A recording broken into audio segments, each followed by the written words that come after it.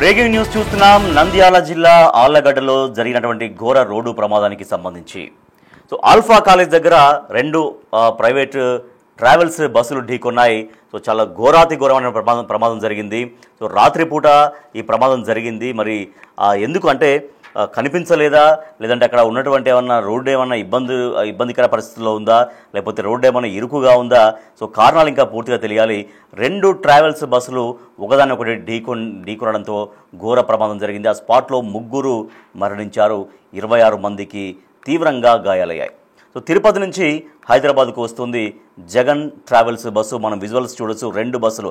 ఆ Jagan travels bus ఎట్లా తునాతునకలైందో మనం చూస్తున్నాం. చాలా బలంగా, చాలా ఫోర్స్గా, అంటే 2 ట్రావెల్స్ బస్సులు అంటే సహజంగా చాలా వేగంగా ఉంటాయి, చాలా ఫోర్స్తో, చాలా స్పీడ్తో వస్తుంటాయి. రాత్రిపూట కాబట్టి పెద్దగా ట్రాఫిక్ ఉండదు కాబట్టి ట్రావెల్స్ బస్సులన్నీ ఎక్కువగా రాత్రిపూటే చాలా ఎక్కువగా తిరుగుతూ ఉంటాయి. ఆ రోడ్స్లలో చాలా వేగంగా వస్తూ ఉంటాయి. మరి అక్కడ రోడ్ ఏమైనా ప్రాబ్లం ఉందా, రోడ్ ఏమైనా అక్కడ ఏమైనా ఇరుకుగా ఉందా, లేకపోతే టర్నింగ్ ఉందా, మూలమలుపు ఉందా అనేది కూడా ఇంకా పూర్తిగా వివరాలు మనకు తెలియాలి. అయితే జగన్ ట్రావెల్స్ బస్సు తిరుపతి నుంచి హైదరాబాద్కు వస్తుంది. శ్రీకృష్ణ ట్రావెల్స్ బస్సు కూడా అదే మార్గం గుండా వస్తుంది. మరి అది వ్యతిరేక దిశలో వస్తుందా, లేదు అక్కడ ఏమైనా రెండు ఒకే దిశలో వస్తూ ఈ ప్రమాదం జరిగింది అనేది ఇంకా పూర్తి వివరాలు అనేది మనం తెలుసుకుందాం. యాక్చువల్లీ మనం చూడొచ్చు, విజువల్స్లో చూడొచ్చు బస్సు ఎంత డ్యామేజ్ అయిందో మనం చూస్తున్నాం. ఆ బస్సు దాంట్లో చాలా మొత్తం తునాతునకలు అయిపోయినటువంటి బస్సు విజువల్స్ చూస్తున్నాం. ఇది జగన్ ట్రావెల్స్ బస్సు, అలాగే Srikrishna travels bus. Jagan travels bus, Srikrishna travels bus ఢీకొనడంతో చాలా ఘోర ప్రమాదం జరిగింది. ఈ ప్రమాదంలో 3 స్పాట్లో చనిపోయారు. జగన్ ట్రావెల్స్లో ఉన్నటువంటి బస్సులో ఉన్న వాళ్ళు, తర్వాత శ్రీకృష్ణ ట్రావెల్స్ ఉన్న వాళ్ళు, ఆ బస్సులో మొత్తం 26 మంది తీవ్రంగా గాయపడ్డారు. మనం చూస్తున్నాం ఆ బస్సు ఎంత ధ్వంసమైందో మనం చూస్తున్నాం. అంటే ఎంత స్ట్రాంగ్ ఫోర్స్ తోటి ఆ బస్సు వస్తే తప్పించి అటువంటి ఘోర ప్రమాదం జరగదు. కాబట్టి చాలా ఘోర ప్రమాదం జరిగిందని చెప్పొచ్చు. మనం చూస్తున్నాం ఆ విజువల్స్ మనం చూస్తున్నాం. అక్కడ చాలామంది పోలీసులు వచ్చారు, అక్కడ ప్రమాద స్థలిని అక్కడ పరిశీలిస్తున్నారు. ప్రమాదానికి కారణాలు ఏంటి అనేది తెలుసుకుంటున్నారు. మనం చూస్తున్నాం జగన్ ట్రావెల్స్ బస్సు, అలాగే శ్రీకృష్ణ ట్రావెల్స్ బస్సు 2 ఎదురెదురుగా వస్తున్నట్టుగానే మనకు విజువల్స్ కనిపిస్తుంది. ఆసుపత్రి నుంచి విజువల్స్ కూడా మనం చూస్తున్నాం. 2 బస్సులు ఢీకొనడంతో 3 మృత్యువాత పడ్డారు. తర్వాత 26 మందికి పైగా తీవ్రంగా గాయపడ్డారు. వాళ్ళు ఆసుపత్రిలో చికిత్స తీసుకుంటున్నారు. మనం చూడొచ్చు అక్కడ ఒక కాలుకు తీవ్రంగా గాయాలు కావడం, తర్వాత చాలామందికి కాళ్ళు చేతులు ఇవన్నీ కూడా తీవ్రంగా వాళ్ళకి గాయాలు కావడం మనం చూస్తున్నాం. వాళ్ళందరినీ అక్కడ ఆళ్లగడ్డ ప్రభుత్వ ఆసుపత్రికి తరలించారు. అక్కడైతే ప్రస్తుతం అయితే చికిత్స కొనసాగుతుంది. ట్రావెల్స్ బస్సులు సహజంగానే చాలా వేగంతో వస్తుంటాయి. రాత్రిపూట కాబట్టి ఇంకా రోడ్స్ చాలా ఖాళీగా ఉంటాయి. ఎక్కువగా ఈ ప్రమాదాలు ఎప్పుడు జరుగుతాయంటే ఆల్మోస్ట్ ఒక 2-3 గంటల ప్రాంతంలో ఎక్కువగా జరగడానికి ఆస్కారం ఉంటుంది. అంటే సహజంగానే ట్రాఫిక్ అది ఎక్కడైనా కూడా ఇప్పుడు వెహికల్స్ ఎక్కువగా పెరిగాయి. ఒకప్పటితో పోల్చుకుంటే వెహికల్స్ ఎక్కువగా నైట్ జర్నీస్ కూడా ఎక్కువగా చేస్తూ ఉంటారు. కానీ ఎక్కువగా సరే 12-1 o'clock దాకా జనరల్గా అందరూ వెళ్ళేటువంటి జనరల్ వెహికల్స్ కూడా అప్పటికల్లా అయిపోతాయి. అంటే ట్రాఫిక్ అనేది దాదాపు ఆగిపోతుంది.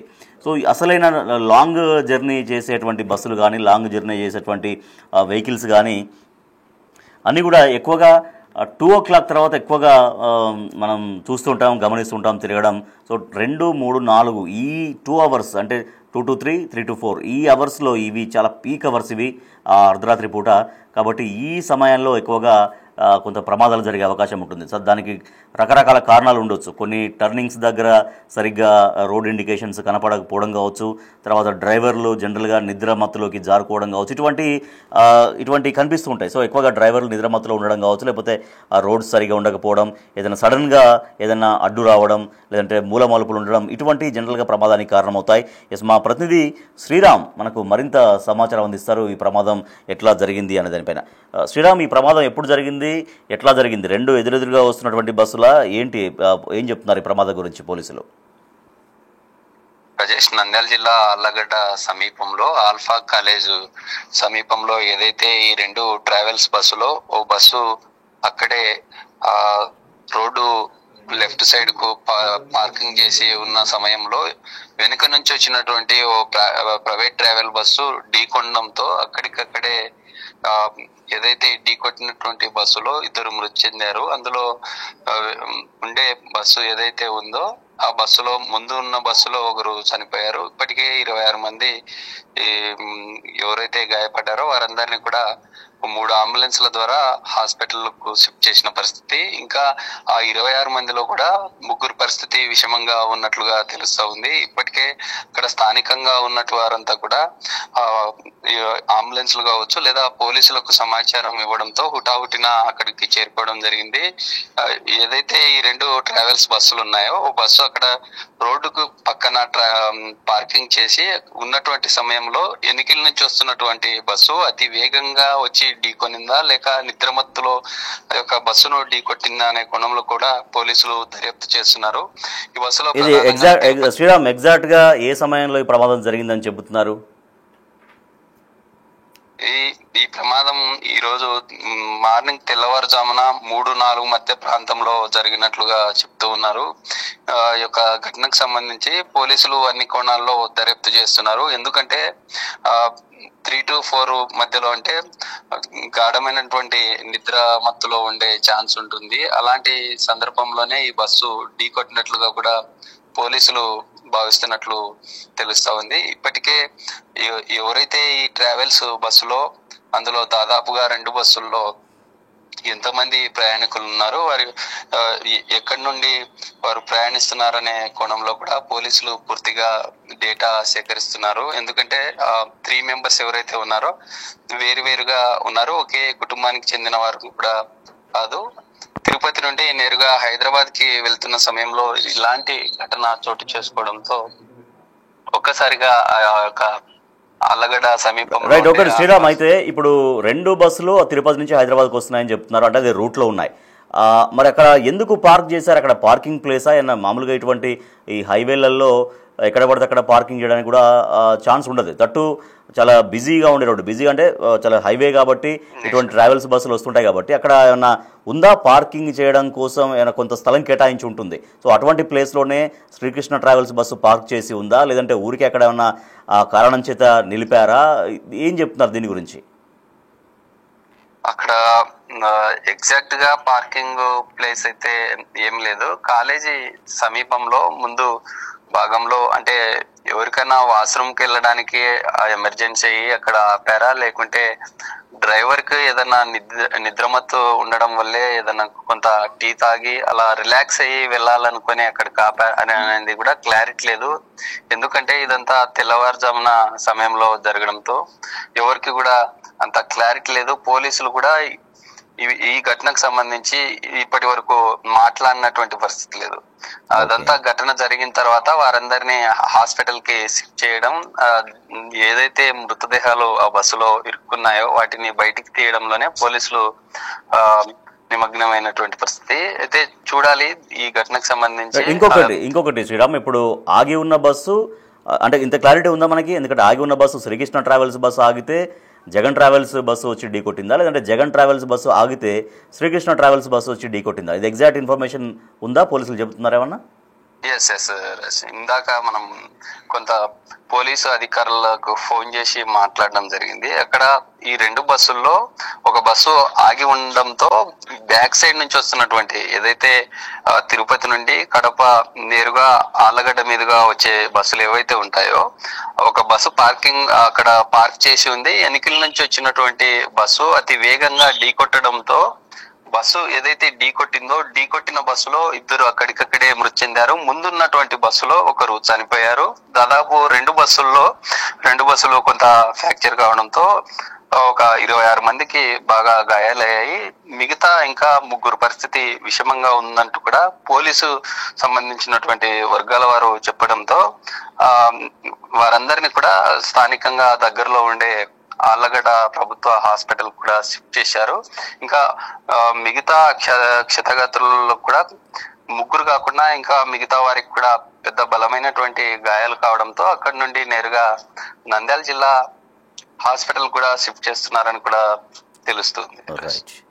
Right, thank you Sriram. Yes, Nandyal జిల్లా ఆళ్లగడ్డలో తెల్లవారుజామున అంటే 3 గంటల తర్వాత 3-4 గంటల ప్రాంతంలో ఒక ఘోరాతి ఘోరమైనటువంటి ప్రమాదం జరిగింది.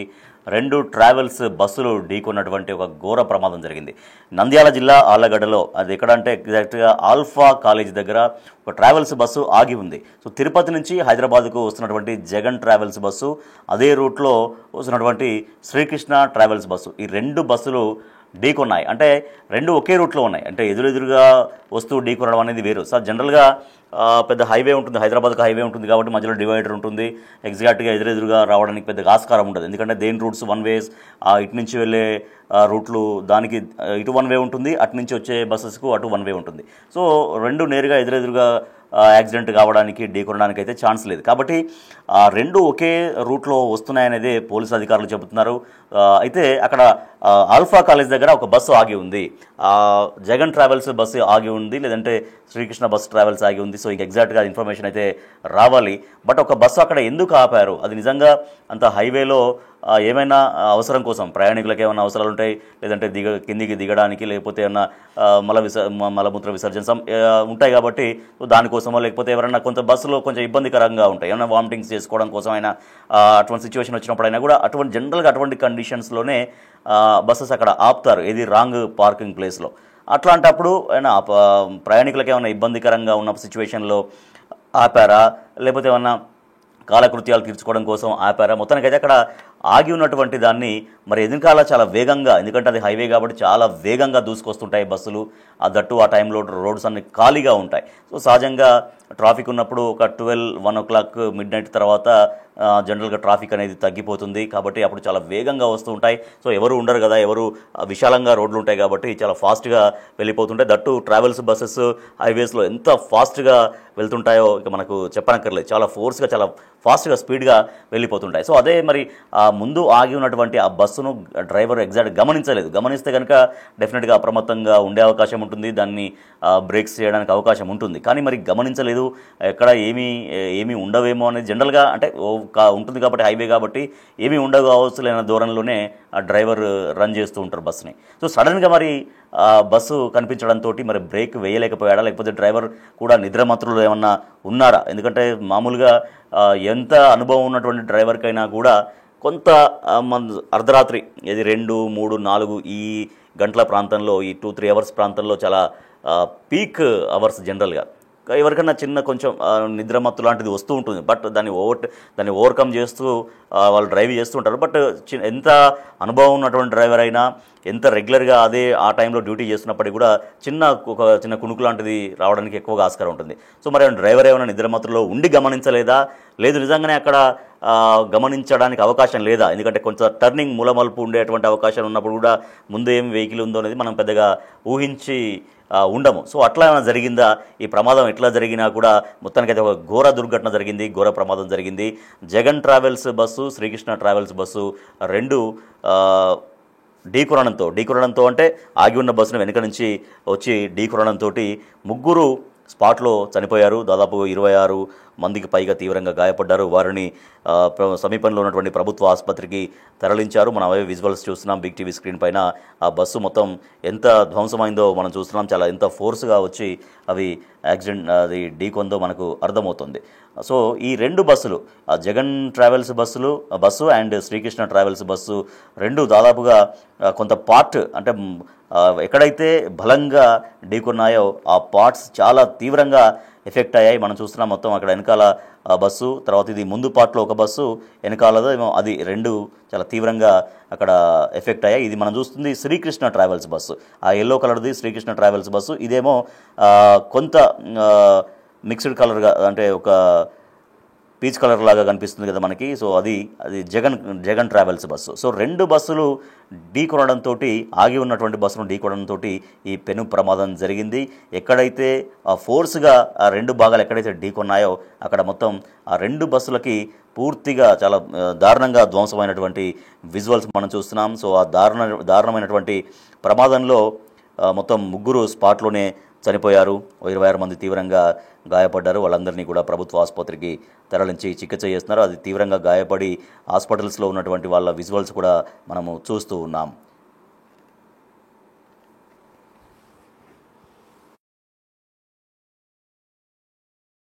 మీరు ఎక్కడి నుంచి వస్తున్నారు? బస్సు అందరూ పడుకున్నారు. సడన్గా లెఫ్ట్కి వెళ్ళి కాలువలో దిగిపోయింది బస్సు. వెనక నుంచి ఎవరో గుద్దారని చెప్పారు. ఇంకా మందగా బస్సు నుంచి హాఫ్ అవర్ టైం లేదా బస్సులో ఉన్న అందరికీ అయింది. నాకు తెలిసి ముగ్గురు నలుగురు చనిపోయారని చెప్పారు. శ్రీకృష్ణ కావచ్చు బస్సు కనిపించింది అక్కడ బస్సు టోటల్ చాలా మీరు ఎక్కడి నుంచి వస్తున్నారు? తిరుపతి నుంచి వస్తుంది. బస్సు అందరూ పడుకున్నారు. సడన్గా లెఫ్ట్కి వెళ్ళి కాలువలో దిగిపోయింది బస్సు. వెనక నుంచి ఎవరో గుద్దారని చెప్పారు. ఇంకా మందగా బస్సు నుంచి హాఫ్ అవర్ టైం ఎంతమందికి గాయాలయ్యాయి? లేదా బస్సులో ఉన్న అందరికీ అయింది. నాకు తెలిసి ముగ్గురు నలుగురు చనిపోయారని చెప్పారు. వెనక నుంచి ఏదైనా శ్రీకృష్ణ కావచ్చు బస్సు వెనక నుంచి ఏదైనా తగిలినట్టు కనిపించింది అక్కడ? బస్సు మీరు ఎక్కడి నుంచి వస్తున్నారు? తిరుపతి నుంచి వస్తుంది. బస్సు అందరూ పడుకున్నారు. సడన్గా లెఫ్ట్కి వెళ్ళి కాలువలో దిగిపోయింది బస్సు. వెనక నుంచి ఎవరో గుద్దారని చెప్పారు. ఇంకా మందగా బస్సు నుంచి హాఫ్ అవర్ టైం ఎంతమందికి గాయాలయ్యాయి? లేదా బస్సులో ఉన్న అందరికీ అయింది. నాకు తెలిసి ముగ్గురు నలుగురు చనిపోయారని చెప్పారు. వెనక నుంచి ఏదైనా శ్రీకృష్ణ కావచ్చు బస్సు వెనక నుంచి ఏదైనా తగిలినట్టు కనిపించింది అక్కడ? బస్సు టోటల్ చాలా మీరు ఎక్కడి నుంచి వస్తున్నారు? తిరుపతి నుంచి వస్తుంది. బస్సు అందరూ పడుకున్నారు. సడన్గా లెఫ్ట్కి వెళ్ళి కాలువలో దిగిపోయింది బస్సు. వెనక నుంచి ఎవరో గుద్దారని చెప్పారు. ఇంకా మందగా బస్సు నుంచి హాఫ్ అవర్ టైం సో అది మనం శ్రీకృష్ణ బస్సులో శ్రీకృష్ణ ట్రావెల్స్ బస్సులో ఎవరైతే ప్రయాణించారో సో ఆయన మాట్లాడినటువంటి మాటలు మనం విన్నాం. ఆయన బస్సులో ప్రయాణిస్తున్నటువంటి వ్యక్తి సో తీవ్ర ప్రమాదానికి గురయ్యాం. నాకు తెలిసి ఒక ఇద్దరు ముగ్గురు చనిపోయారనేది ఆయన చెప్తున్నారు. ఎందుకంటే సహజంగా ఒక షాక్లో ఉంటారు. మనం ఒక బస్సులో ప్రయాణం చేస్తున్నప్పుడు చాలా ప్రశాంతంగా మన ప్రయాణం జరగాలని కోరుకుంటాం, చాలా హ్యాపీగా. ఎందుకంటే వాళ్ళు హైదరాబాద్కు వస్తున్నారంటే వాళ్ళు ఏదో అంటే ఇక్కడ ఒక శుభకార్యం కావచ్చు, లేకపోతే ఒక మంచి మెమొరీస్ కోసం హైదరాబాద్కు వస్తుండొచ్చు. కానీ వాళ్ళకి ఒక అంతులేని విషాదం అనేది ఆయా కుటుంబాలని వెంటాడిందని చెప్పొచ్చు. మృత్యువు కబలించింది, ఒక ముగ్గురిని మృత్యువు కబలించేసింది, ఇంకో 26 మంది తీవ్ర గాయాలతో ఇబ్బందులు పడుతున్నారు. సో అంటే డ్రైవర్ నిర్లక్ష్యం అని చెప్పలేము, డ్రైవర్ నిర్లక్ష్యం లేదు అని చెప్పలేము. ఎందుకంటే అది జరిగినటువంటి సమయం ఎప్పుడు 3-4 గంటల ప్రాంతంలో తెల్లవారుజామున. అంటే జనరల్గా మరి అక్కడ బస్సును గుర్తించలేదా, లేకపోతే డ్రైవర్ ఏమన్నా నిద్రమత్తులో ఉన్నారా, ఇవన్నీ కూడా ఇంకా పూర్తిగా పోలీసుల ఎంక్వైరీలో తేలాలి. మొత్తానికైతే నంద్యాల జిల్లా ఆలగడ్డలో 2 ట్రావెల్స్ బస్సులు ప్రమాదానికి గురి కావడంతో జగన్ ట్రావెల్స్ బస్సు అలాగే శ్రీకృష్ణ ట్రావెల్స్ బస్సు ప్రమాదానికి గురి కావడంతో ఒక ముగ్గురైతే ప్రాణాలు కోల్పోయారు, 26 మంది తీవ్రంగా గాయపడ్డారు. ఇది ప్రమాదం జరిగింది ఆల్ఫా కాలేజీ వద్ద జరిగింది. సో ఆల్ఫా కాలేజీ వద్ద జరిగిన ప్రమాదంలో ముగ్గురు మృత్యువాత పడ్డారు, 26 మంది తీవ్రంగా గాయపడ్డారు. వారు ప్రభుత్వ ఆసుపత్రిలో ప్రస్తుతం అయితే కోలుకుంటున్నారు. సో ఈ ప్రమాదానికి గల కారణాలు ఏంటి అనేది ఇంకా పూర్తిగా తెలియాల్సినటువంటి అవసరం ఉంది. మరి అక్కడ ఆ ట్రావెల్స్ బస్ అక్కడ ఎందుకు పార్క్ చేశారు, నిజంగా అక్కడ పార్క్ చేయాల్సినటువంటి జనరల్గా హైవేస్లో పార్క్ చేసే ప్లేస్ కొంత దూరం పోయినాక సపరేట్గా వాటికి కేటాయించబడి ఉంటాయి. అక్కడే మాత్రమే పార్క్ చేసుకోవాలి. లేదంటే ఏదైనా రోడ్ సైడ్కి ఏదైనా దాబాస్ ఉంటాయి, లేదంటే హోటల్స్ ఉంటాయి. సో అక్కడికి లోపలికి వెళ్ళవచ్చు, అక్కడ పార్క్ చేసుకుంటారు, వాళ్ళు కావాల్సినటువంటి అవసరాలు తీర్చుకుంటారు, మళ్ళీ బస్సులో ప్రయాణం మొదలవుతుంది. కానీ మరి అక్కడ మెయిన్ హైవే పైన అక్కడ ఆల్ఫా కాలేజ్ వద్ద ఆ బస్సు ఎందుకు పార్క్ చేయబడింది? మరి ఆ బస్సును వెనకాల నుంచి వచ్చే బస్సు డ్రైవర్ గమనించలేదా, నిద్రమత్తులో ఉన్నారా?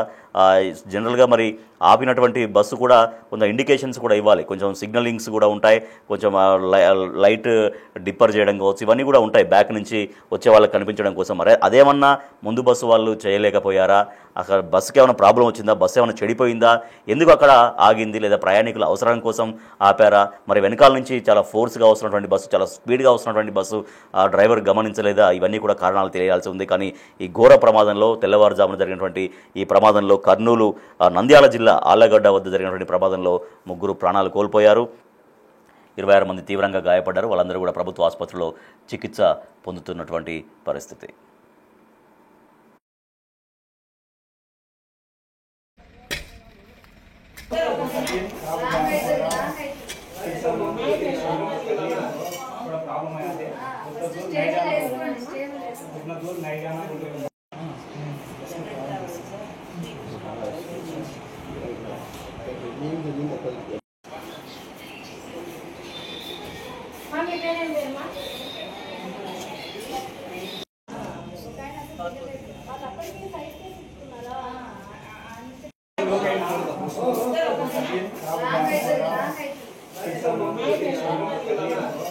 ప్రాబ్లం